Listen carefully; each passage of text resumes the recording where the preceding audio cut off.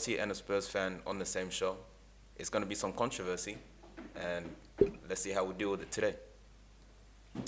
Cool. So, what do you think about your last game? We cruised through Sheffield. Um, as usual, Chelsea been cruising through teams, and you know, I reckon, Frank Lampard has gone out there and has proved his point now. He's set up his team, and his team's actually doing what everyone wants them to do, which is win games. And I'm actually delighted as a Chelsea fan. How about you? For us, I think it's been an interesting start. I think the West Ham game, 3-0 up, 10 minutes to go, and they come back and get a draw. We win that. We're 2 points clear at the top. I don't know. I think the jury's still out from most Spurs fans, but I'm extremely happy where we are at the minute. I'm not sure how the season's going to turn out, but the journey we've been on, I think we've got to be, just cautious at the moment. Well, yeah, that's really it. We're here today. We're going to be talking about this week's results in the Champions League and also in the Premier League, and we got some pretty good clashes going on here. We had Chelsea versus Rennes. We had Manchester United versus Bakirskaya. Yeah, that was a good one. That was a big one there. Controversy there. United, Ole Gunnar Solskjaer. Should they still keep him? Yes or no? I hope they keep him. You really think they should keep him? Well, just for the mere fact that they're going to have an up and down season. Yeah, definitely. If they get someone in with pedigree, that can be the catalyst for those guys to go on a good run. So the longer Ole stays in charge at Old Trafford, I think it's a benefit for all the clubs around. Yeah, yeah, 100%. Especially if we're fighting for that top four or even the top six. I think that long may Ole continue. About that top four, actually, do you guys actually really think you're going to stay in the top four this whole season? It's, I think for most Spurs fans, I think we've overexceeded over the last 6-7 years with Poch, and now he took the team so close on so many occasions, but we didn't quite get across the line.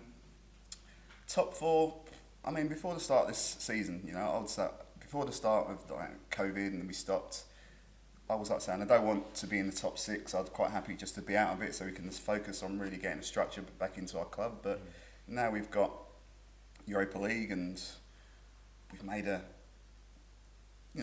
decent start. I don't know. I think it's just going to be really competitive this year. Look at some of the results. Us beating Man U 6-1, 7-2 at Villa. I mean, you guys have had some good results and then some indifferent results. Arsenal yesterday losing 3-0 at home to Villa. Yeah. So I don't know. I think the jury's going to be out. I think Liverpool, Man City, obviously, are going to be in that space. But I don't know. I think other than that, I think Chelsea are looking good. To be fair, I think they've got a good chance. But yeah, what do you reckon? Do you think you guys are going to stay? Honestly, I reckon Chelsea has a chance of winning that title this season if we keep playing the way we do play and we do stick with our backline, because in recent times our backline has been a bit dodgy, and Frank Lampard has shown that with bringing in new players that we have fixed that, and with no injuries to come up, hopefully, keep the strong team and move forward with our attack like that, we actually have a strong chance of competing with Liverpool and Man City. Maybe even Tottenham, but I don't really think Tottenham will finish in the top four. But so, do you think he's under pressure, Lampard? Because you guys have spent big this year, and what would you say is the minimum for him to keep his job, and also for Chelsea fans to be happy? For Frank Lampard, he is really under pressure because all of the big signings that he made. If we don't finish in the top four this season, and if we don't get out of the round of 16 in the Champions League this season, then he would be put under pressure. But just because he's a club legend, I think the club would just let that slide for this season. And if next season does go the same way as, let's just say, does go this season, he would probably get the sacking. But the fans love him too much for him to get the sack, you know? But they love Mourinho. I mean, over the years, Abramovich hasn't been shy in just chopping and changing, and but it's never seemed to have affected Chelsea, has it? I mean, the guys that you've let go from Scolari to Ancelotti, but he's still gone on and won. Yeah, he's still gone on to win stuff. Like, he's not afraid to splash the cash. He doesn't care which manager's there. He will splash the cash regardlessly. And, like, he really wants the players to come into the club and just play for the bench. Like I said, I think it's going to be really competitive because I was speaking to some friends recently about a Man U friend who was like talking about, Man U, and, you know, we should be winning and we should be this and we're used to it. But, as I said to him, with the money in football, Man U don't come along and then they just suddenly grab a player from any club now. I mean, if Palace can play Zaha 150 grand a week, Leicester, Vardy, you know, all these clubs are now they can keep their top players if it's money, unless they're talking about Man City money, you know, 300 grand a week or whatever. But I think it's so competitive now, as we've seen. I don't know if it's the COVID and the fans not in the ground having a big factor on the home and away results, but I just think it's going to be really competitive, and I think the Chelsea, the Man Cities, the Liverpool, the Man U's, the Tottenham, Arsenal, Leicester up there, Everton have been up there, Villa have been up there. They've had some great results this year, so I think it's going to be a very strange season. So I think there will be more leeway for the top managers as such, because it's such an unusual season. Yeah, the season this year has been topsy-turvy. You see clubs which are meant to be in the top 6, which are not even in the top 6, in the bottom 11 even. Arsenal, Man United. Do you reckon it's going to stay that way, or is it going to change? It's like I said, it's difficult, isn't it? I think there's generally a balancing out, isn't there? Like after, like coming towards December, after Christmas, you generally see the start of the top 6, the top 8 starting to take shape.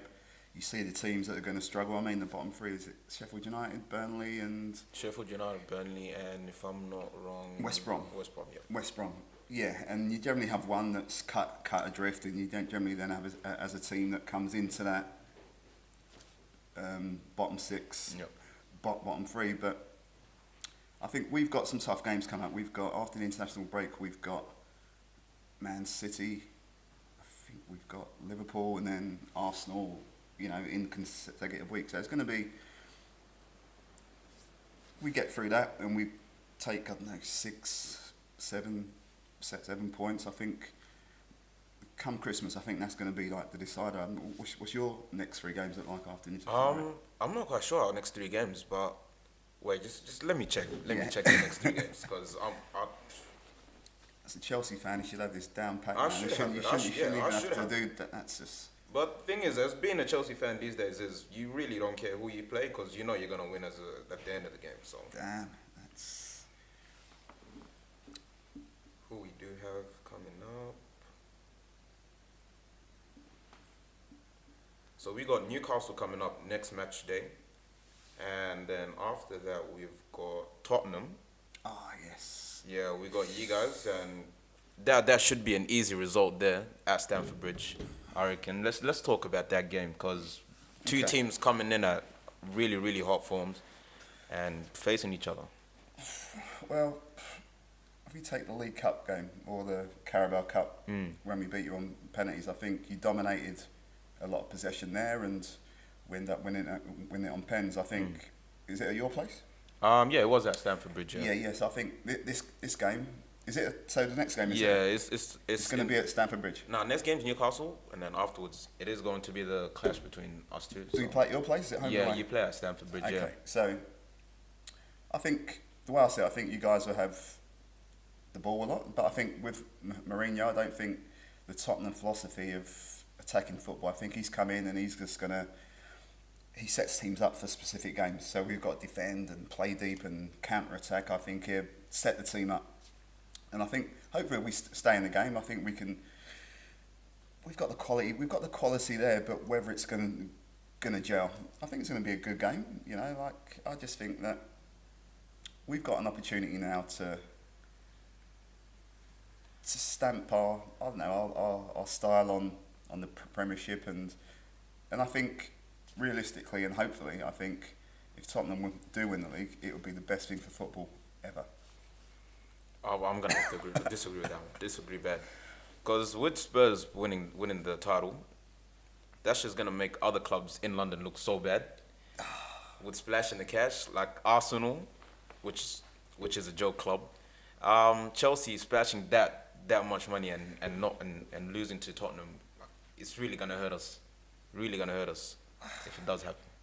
But I don't know, from a Tottenham perspective, I know there's a lot of hate for Tottenham. I don't really understand it, because if you take into context, we've won nothing but the League Cup for 16 years, and we've haven't had the budgets of the bigger sides. We've had no benefactor until we built the new stadium. We had the smallest capacity, so we were taking the smallest amount of money, but yet we were up there punching above our weight. So I think from a footballing perspective, I think from the neutral, I think if we ever won it, they would say they've done it without that. They deserve it. Realistically, because before Chelsea got the money. Yeah. And if you look at Man City pre their takeover, they were like Aston Villa, middle of the table, injection of funds, and they went from being a big club that hadn't won much to the wealthiest club in the world, literally overnight. Yeah. And now they're considered to be one of the best clubs in the world, just based on just based on the owners. Just because of the owners. Yeah. So football is really changing just because ownership, really. As you can see with Newcastle as well. Newcastle was so close to striking that $1 billion contract with the Arabs, and I mean, if they would have got that, who knows where they would be on the table now, and who knows what the team they would have had. Yeah, but so I think Man City, within the next 10 years, are going to win the Champions League, because they've got the potential, they've got the ability just to keep on going. You know, if it doesn't work this year, they can go out and spend and bring someone in and just pay them X amount of money, and they don't have to play necessarily, but they will go just for the money. So they've got the potential, you know, and people say that money doesn't generally buy success, but when you've got that kind of backing, that it's infinity, isn't it? I mean, how could you not? It showed it took them 2-3 years to win the Premiership, and then they've won it, 3-4 times in the last 10 years or whatever? Yep. So they've got the potential to. I honestly believe they will win the Champions League a couple of times in the next 12 years for sure. Because they've just got the ability to do. Man City is really looking like a threatening team. Like with the youngsters that they do have, they are capable of doing damage to Premier League, Champions League. Pep Guardiola is a good fit for them. He's a really good manager. The way that he does set up his teams, the tactics and everything, brought him down from Barcelona to try new football out in England, and it worked out successfully for his first 3 seasons. And Man City even without Aguero being injured, with him being injured, they are a really, really threatening team going forward. Yeah, this season, like I said, because of the way the structure of the league, and because we had no fans obviously in the stadium, they're not even on fire as much as they've been in the last 3-4 years. So it's. I really think that there is an opportunity for if someone puts a run together, literally, like that. When I think last time you guys won the league and we were neck and neck, and you went on a 13-game run, and and it's really hard then to. And when you're winning every week for 13 weeks and you're trying to just keep in contact, it's a difficult gig, But I'm not even sure if anyone will go on that kind of run this year. Of 13 games straight, because it's. Yeah, because the league is so unpredictable. You never know which team is gonna beat you. It's just really you have to focus mentality-wise. Yeah, and I think the more we go into Champions League and Europa League, how do you see that impacting on Chelsea's push for the Premiership? Well, our team does have a great big depth in the team. So rotating players in and out isn't really the issue. Injuries will come, but we do have the squad depth for that.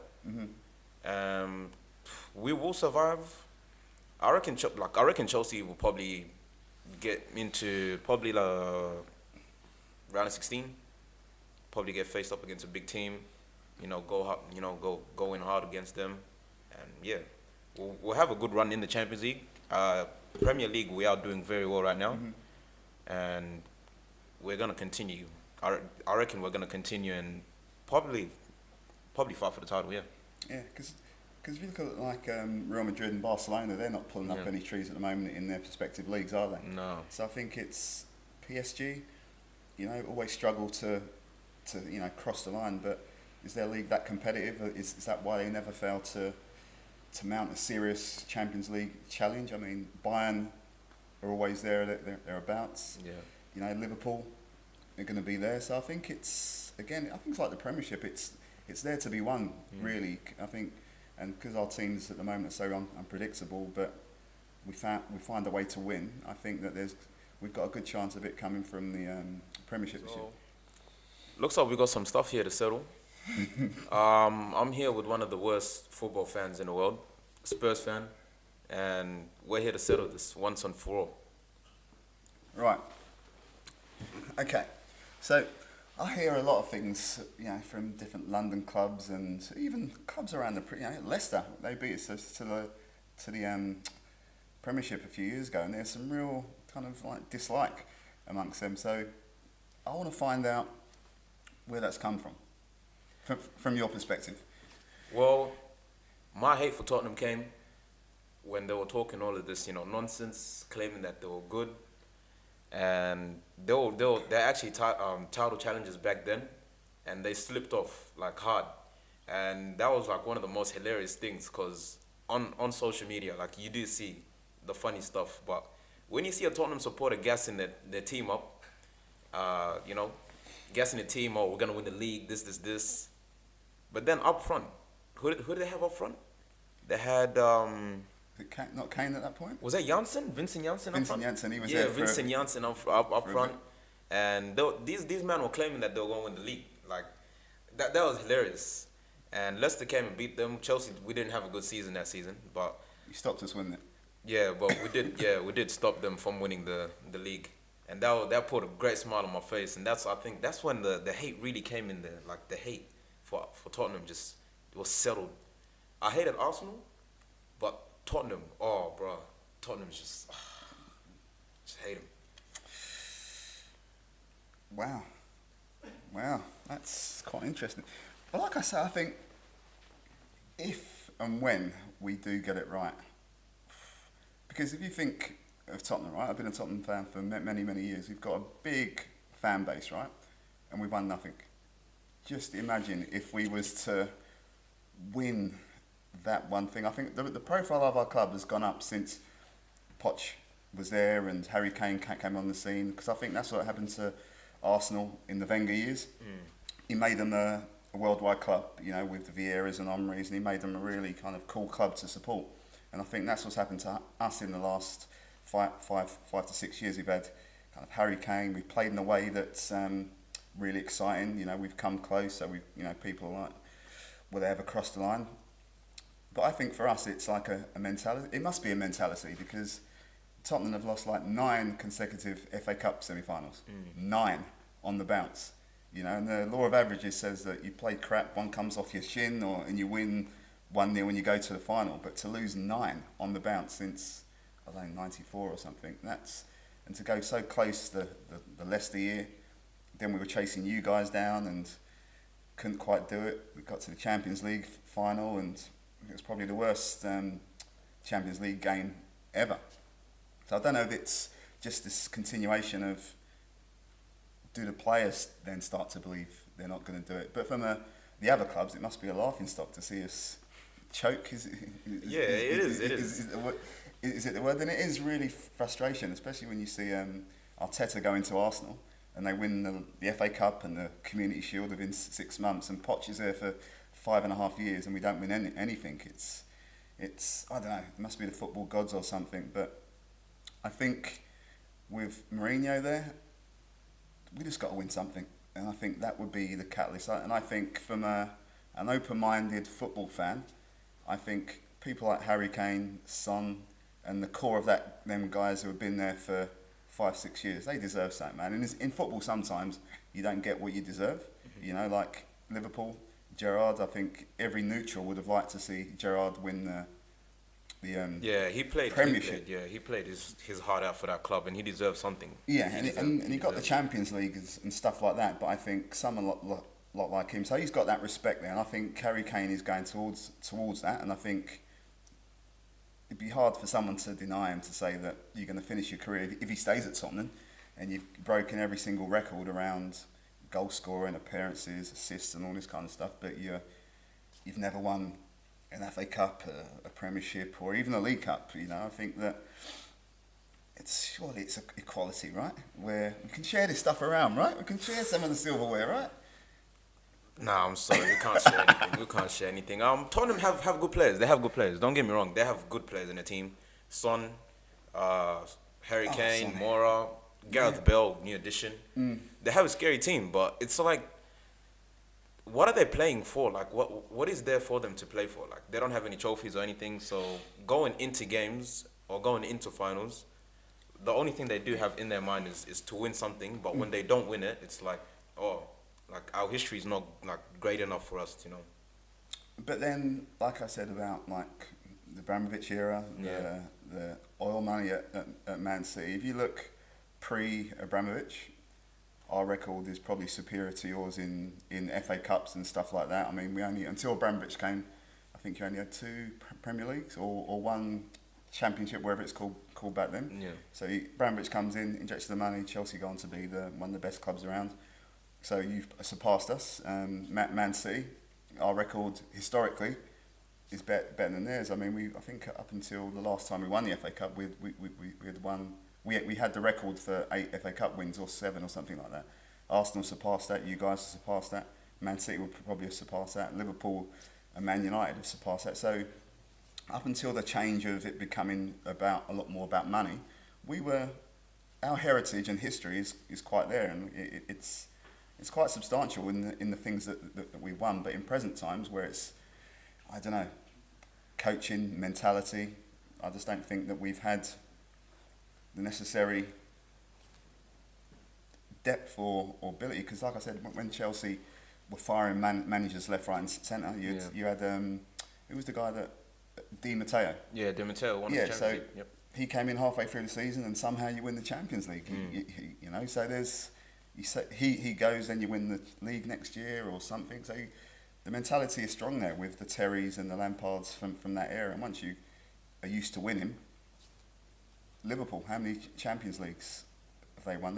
They know how to win, regardless if it's 20 years ago, 30 years ago. That there's a structure in the club that makes players believe that they will win. You know, so I think that's the vital thing for us. And I think Mourinho, you know, wasn't my first choice, but as I said to other fans, and they're saying, well, what do you think of Mourinho? I don't think we could have gone anywhere else. We've tried the up and coming, we've tried the young guy, we've tried this guy, that guy, and nothing's worked. And I don't think we could have gone and got an Eddie Howe or the next untried young European manager, because if we don't do it in the next, I don't know, 3-4 years, Kane goes, Son goes, and then it's the whole rebuild again, and then it's the mindset is still there that you can't get across the line. So if he can't now deliver at Tottenham after delivering anywhere else, I think we are cursed. I've always thought that Tottenham was a cursed club. They have good players. They should be winning stuff, but they just don't do it at the end of the day. Yeah, I know. And like I said, for the life of me, I wish I could pinpoint. But when you look at it, it has to be a mentality. Players have gone, coaches have come and gone, you know. But you get to a semi-final, you lose. You get to another semi-final, you lose. You know, you get to that close to the to winning the Premiership, and people say, "God, you were that close," and you know. Blah, blah. But in each of those seasons, we were never top once. You know, so if to be at the top and lead, like Chelsea did, even Leicester, you know, no pedigree about winning championships, but they got to the front and grinded out Yeah, with Chelsea and our recent, trophies, we've always had like that talisman that led the team towards those trophies. And with Tottenham now, like we had Didier Drogba, we had Frank Lampard, Yeah. of course. We had a very strong team, but it was always that one talisman that just really pushed the team and encouraged everyone to play better. Yeah. Eden Hazard, for example, as well. With Tottenham, do you think that Harry Kane and Heung-min Son can push them towards the title? I think we've got a team there, but like I said, I think we've got Mourinho there that will not just say go out and we're just going to play our way. He will set teams up depending on who we're playing. So I think we needed that. I think we tried the expansive route with Poch, and it didn't. He got us really close, but it didn't cross the line. But then we talk about, I don't know, Chelsea and Man City. Do you think if Tottenham get the Man City money that we win? 11 years ago? Yeah. I'll see Tottenham as honestly, football is just about the ownership. As you can see, Chelsea, we have Roman Abramovich. Man City with their big owner. Liverpool, they got shares, different owners as well. But it's really about the owners. Like, if the owners are willing to splash the cash on the club, then the club will succeed at some point in the future or even in the present now. As we did see, it nearly did come close with the Newcastle, as we did talk about before. And that would have just changed football forever.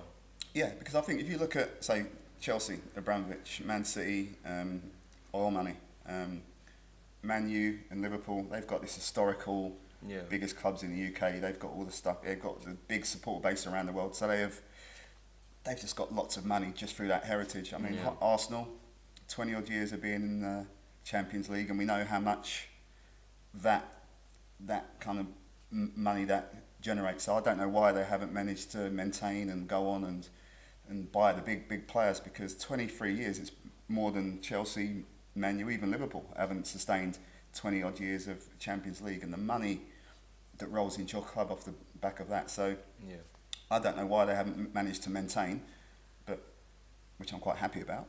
But I think it's, again, as you were saying, it's about the owners, and as I said before, if Chelsea get Abramovich, we then become the top side in London. If we get the Manchester City money, then we become the richest club in the world, and we get Poch. Not Poch. We get Pep, and we get Aguero and all these kind of players, because they didn't go to Man City because they were a big club. They probably never even heard of Man City before. They got the offer for. I'm not even gonna lie. If you ask me who was Man City like maybe 15 years ago, when I just started supporting Chelsea, I would tell you who the hell is Manchester City. Like, I would have only thought Manchester United was the only club in Manchester, because they were that big back then. Man City was just recent. Like, the last 10 years, Man City's been popping up just because of ownership. But yeah, it really is about the money. Like, money is what's changing football these days.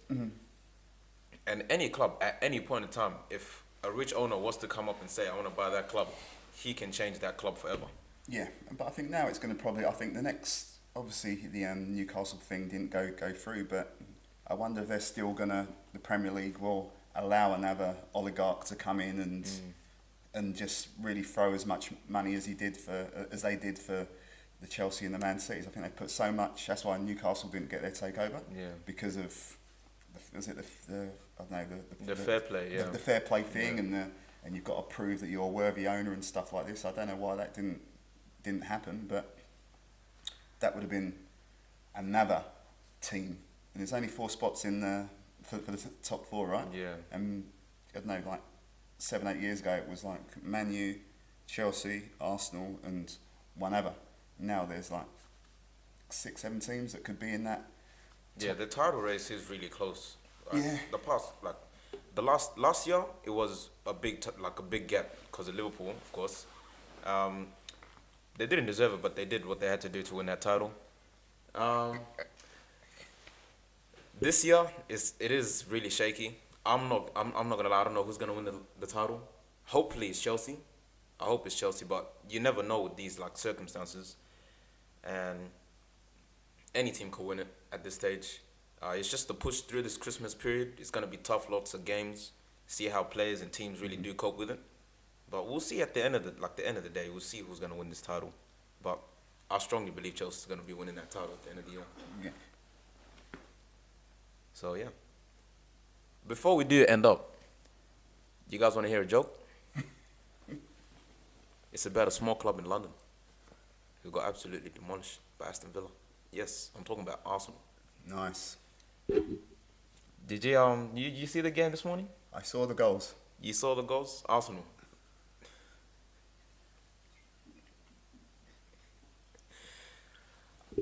What's going on with Arsenal? Like, you reckon they're gonna finish in the top 6?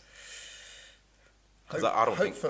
Hopefully not. Hopefully not. You know, I think I think it's about time they had some real pain. You know, they complain like hell, but they won the FA Cup last year. So to have some low points, I think it would really. It's the only thing they're really winning, the FA Cup. That's the only thing that they're trying to flex with. But I will take the FA Cup, man. I would take the FA Cup too, but with a team with their strength, like they should be competing. They should be in the Champions League. Again, this is the perception about teams because we've been there for 23 years. But there's teams around us that are just growing, aren't they? So it's you know, look at Leicester, like Villa, Everton, we've all been up there this season. So see, I'm a realist about football. I like competitiveness. So if Liverpool go and win the league for the next 5 years, it's no good for anyone. Oh yeah. That is just gonna get really, really annoying. Yeah. Seeing Liverpool win that title every year, but yeah, but I don't think. Hopefully now we don't have the situation that's happening in like France or how many have they won? 9 back to back. Yeah, well, it's just Bayern one Munich horse race. have won 10. I don't know. Real Madrid and Barcelona just share it between themselves, and we don't want a league like that where it's just one team, two teams dominating. I think the thing about the Premiership is that it is so competitive, and that's why they sell billions of. It sells for billions of dollars and pounds, yen, and whatever around the world, and that's what generates the interest because we are competitive, and hopefully it continues, and we kind of just share that Premiership around, and Tottenham get one, and well 2. You guys may be able to get one in no, not really. 10 years or so, you know. But we'll win one every single season. You wouldn't. We'll win a trophy every season.